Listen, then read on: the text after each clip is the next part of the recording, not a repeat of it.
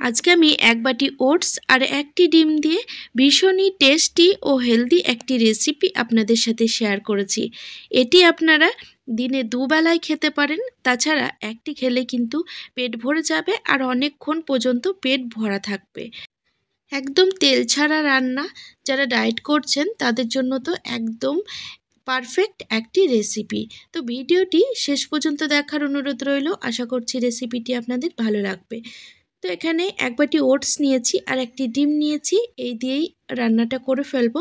তো প্রথমেই ওটসগুলোকে একটি বড় মিক্সিং জারের মধ্যে ঢেলে নিচ্ছি। আর এই ওটস কিন্তু ভালো করে গুঁড়ো করে নিতে হবে। আমি কিন্তু এখানে প্লেন ওটস ব্যবহার করেছি, কোনো রকম মশলা দেওয়া কিন্তু নেই। তো ওটস গুঁড়ো করে নিয়েছি, দেখতে পাচ্ছেন একদম আটার মতো হয়ে গেছে। তো ওটস দিয়ে নানান রকম রেসিপি তৈরি করা হয়, তবে আজকে যে রান্নাটি আমি শেয়ার করছি সেটি একদম নতুনত্ব একটি রান্না আর খেতেও দুর্দান্ত। গুঁড়ো করা ওটসগুলোকে একটি বড় পাত্রে ঢেলে নিলাম।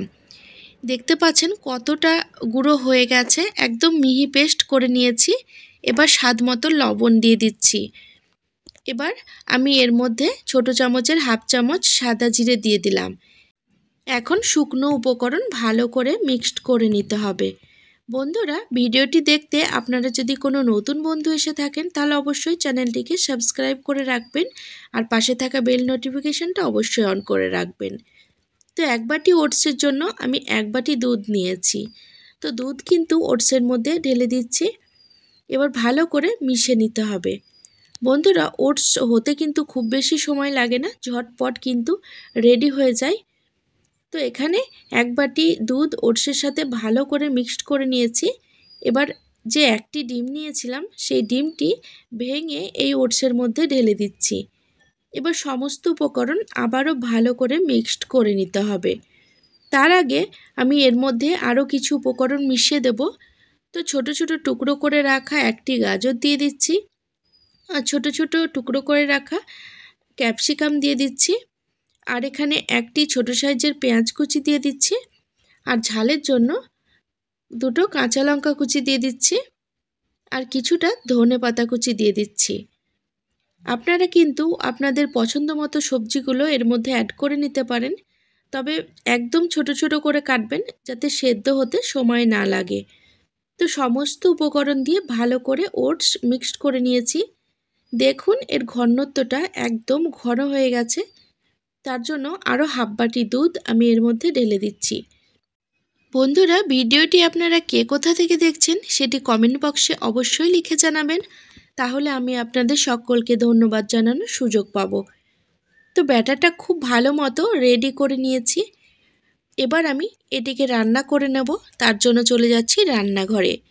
তো ওভেনের ওপর একটি তাওয়া বসিয়ে অল্প একটু তেল দিয়ে দিচ্ছি, আর তেল কিন্তু গোটা তাওয়াতে ভালো করে ব্রাশ করে নিতে হবে। আপনারা চাইলে রান্নাটি তেল ছাড়াও করতে পারেন, এমনি তাওয়াতেও কিন্তু রান্নাটা করা হবে, তবে আমি অল্প একটুখানি তেল দিয়ে নিলাম। এবার গুলে রাখা ওটসের ব্যাটার খানিকটা এর মধ্যে ঢেলে দিচ্ছি। এবার হাতা চামচের পিছন দিয়ে এগুলোকে একটু গোল করে নেব যাতে দেখতে সুন্দর লাগে। তো গোল করে নিয়েছি। এখন ঢাকা লাগিয়ে একদম লো ফ্লেমে 3 মিনিট মতো হতে দেব, তাতে ভেতরে যত সবজি দেওয়া আছে সেগুলো খুব ভালো মতো কুক হয়ে যাবে। তো 3 মিনিট পর ঢাকা তুলে নিলাম, দেখতে পাচ্ছেন একদিক হয়ে গেছে। এবার উল্টে দিচ্ছি। এখন এইভাবে অপর পিঠেও ঢাকা লাগিয়ে আরও 2 মিনিট রান্না করব, তবে গ্যাসের ফ্লেম অবশ্যই লোতে রাখতে হবে। তো 2 মিনিট পর ঢাকা তুলে নিলাম। তো ওটসের এই পরোটাটা একদম রেডি হয়ে গেছে। এবার আমি একটি পাত্রে তুলে নিচ্ছি। এইভাবে ওটসের পরোটা একদিন খেয়ে দেখবেন, এগুলো কিন্তু ভীষণ সফট হয় আর নরম তুলতুলে হয় খেতে। তো বাকি যে ওটসের ব্যাটার ছিল সেটি তাওয়ার মধ্যে ঢেলে দিলাম। এবার চামচের সাহায্যে বেশ ভালো করে গোল করে নিলাম। এবার ঢাকা লাগিয়ে একই প্রসেসে হতে দেব। বন্ধুরা, ভিডিওটি ভালো লাগলে অবশ্যই আপনারা আপনাদের রিলেটিভ, আত্মীয় স্বজন, বন্ধু বান্ধবদের সাথে ভিডিওটি শেয়ার করে নেবেন, যাতে তারাও এই সুন্দর রেসিপিটি বানানোর সুযোগ পায়।